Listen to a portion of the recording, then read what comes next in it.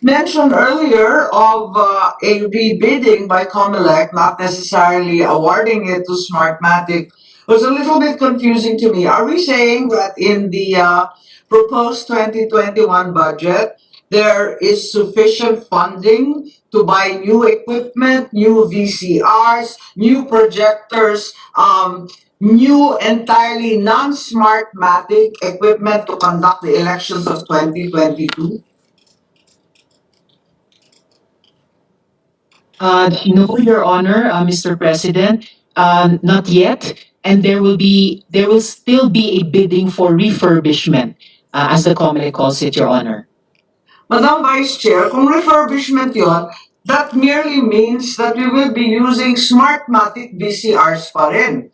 It doesn't amount to much change or a genuine bidding, as it were. You are refurbishing the old machinery of Smartmatic, hence, you will have to use Smartmatic people, Smartmatic equipment once again. Is that correct? Partly yes, but partly no, Your Honor, Mr. President. Yung equipment, yun yung binili ng Comelec sa Smartmatic noon, pero the system that will run it may be different. Dahil magkakaroon po ng completely new bidding process leading up to the 2022 election, Your Honor, Mr. President. Yes, I doubt if even my vice chairwoman is entirely convinced of that. If the hardware is Smartmatic, almost of necessity, the software will vary very little from Smartmatic. Kasi ganun pa rin yung equipment na gagamitin natin eh. Wala naman dyan sa budget yung BCM. Next question. Your Honor, Mr. President, before Her Honor moves on to the next question, sabi po ng COMELEC, that's why they will conduct a bidding. Kung merong pwedeng mag-bid na iba kanilang software using that equipment, Your Honor. Pero malamang hindi, ano? Malamang Smartmatic pa rin ang marunong mag-operate ng hardware na Smartmatic din. Paano kung palang makapag-operate ng mga VCM na Smartmatic? The COMELEC is hoping, Your Honor, Mr. President, that it would be possible. And while I share Her Honor's question, if that is possible, but also this representation is a believer in the adage that hope springs eternal. After all, hope that hindi lang po natin pinipita sa hangin, but hope that is often also grounded on very solid ground.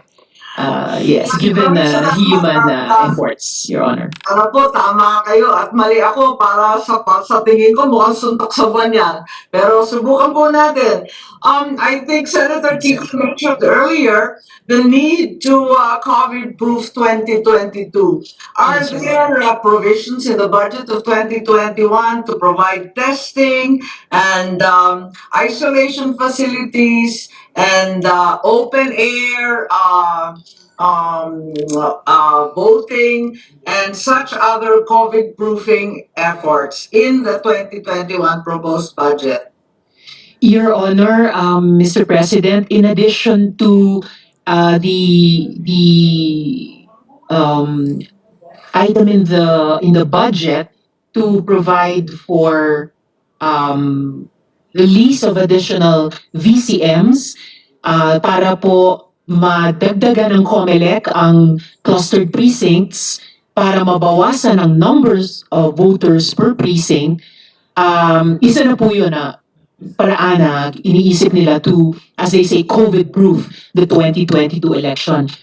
As for, pero yung Pero parang wala pa yatang budget dyan kasi wala naman tayo nakikitang mga item na tungkol sa testing, tungkol Your sa Honor, vaccination, and so Your Honor is correct. Yes, Your Honor is correct, Mr. President.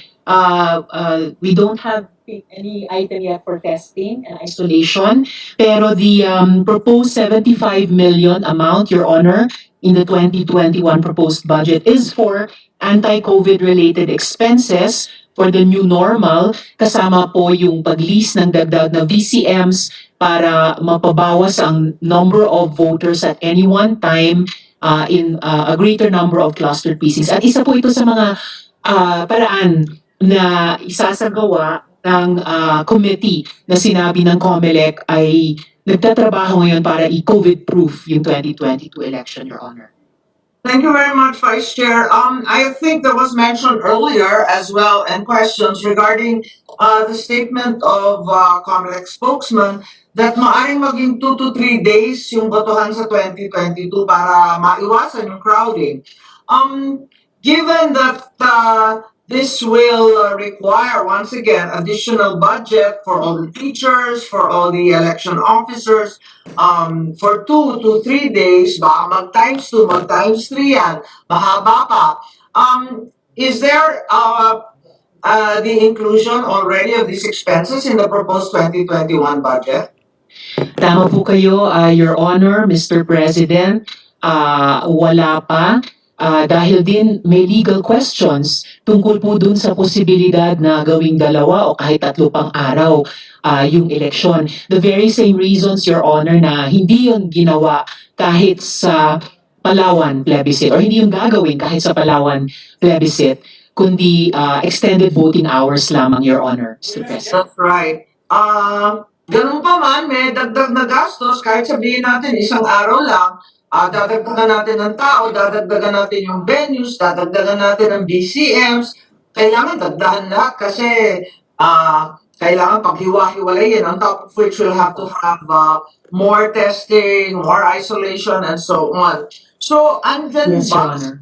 Isa pang tanong, nakikipag-usap na rin ba ang COMELEC? Kasi maraming balita tungkol sa mail-in votes. Mail-in votes pagkat gusto natin palawakin. After all, sabi nga ng PhilPost, hindi naman daw alien ang mail-in ballots because it's already being done in overseas absentee voting.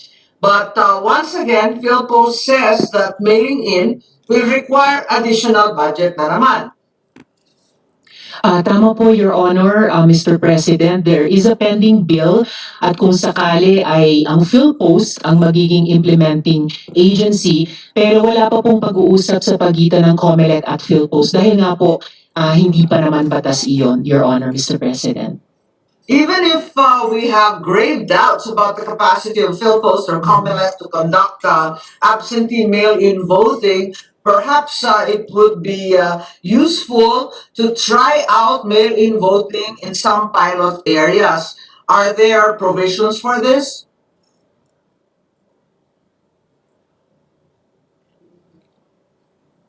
Your Honor, Mr. President, sabi po ng COMELEC na as we all know, Your Honor, ginagawa na nga po yun ng COMELEC for overseas absentee voting at kung sakaling isabatas din natin ang mail-in voting dito sa Pilipinas, then yes, Your Honor, is correct. It would be on a pilot basis at first, Your Honor, Mr. Thank President. you very much. And I think we are all very keen for a hybrid voting system to be set up. We've been working on it. Na-delay lang yung actual dry run dahil dito sa COVID. Pero yung hybrid voting, hindi pa yan bibigyan ng budget dyan sa 2021, hindi po ba? Kasi may karagdagan rin mga requirements, yung additional teachers, kung sakasakali tara-tara, o di kaya projectors, kung kakailanganin pa ng laptop, kung talagang magka-counting on the precinct level manually. Tama po kayo, Your Honor, Mr. President. Wala pa pong proposed budget item para dyan, para sa 2021 dahil din po hindi pa po iyon batas, Your Honor. Nako, Vice Chair, napakarami pa palang hindi na nasasama sa ating proposed budget for 2021. We can look forward to huge increases in the preparation for the election of 2022. Our good minority leader and I were very keen during the debates postponing the barangay and SK elections that we would have savings of 5.8 billion from the postponement of these elections. Nakapag-save nga ba tayo ng 5.8 billion, yung line item na naroon sa dating budget? Eh, hindi naman natuloy yung eleksyon eh.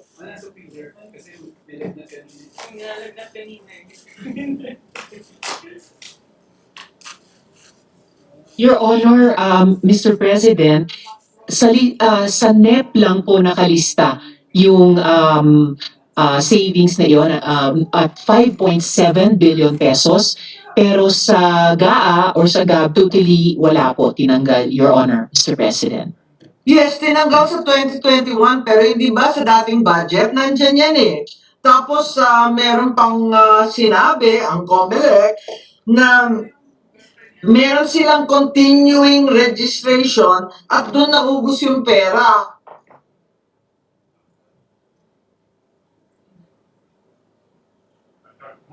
Your Honor, Mr. President, sabi po ng COMELEC, kinorek po nila yung statement na iyon, na inubos nila yung savings na iyon mula sa barangay at SK elections para sa continuing registration. So ang kanila po na records ay yun pa rin na nung 2020